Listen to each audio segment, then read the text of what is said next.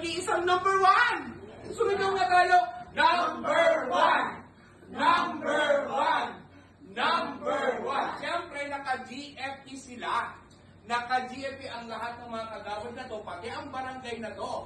Dahil sa GFP, kami naman kasi ay no lock up! Hey guys!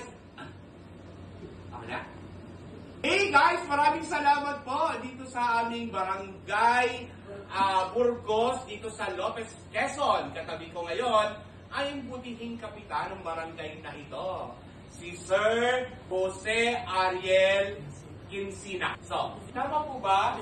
Quincina.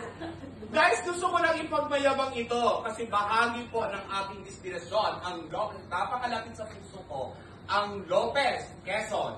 Sabi dito, sila po ay ang number 1 o rank 1 sa category A ng IRA na 4 million. Isipin nyo and above, palakpakan naman dyan.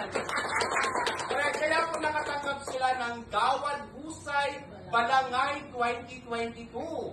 Ito po ang kanilang plake ng pagkilala at ipinagkaloob po ito sa Barangay Burgos. Sabi ko nga, rank 1 sila.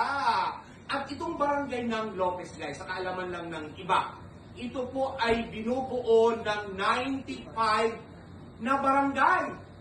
At ang Burgos ang nag-iisang number 1. Sumigaw nga tayo, number 1! Number 1! Number 1! Siyempre, naka-GFP sila.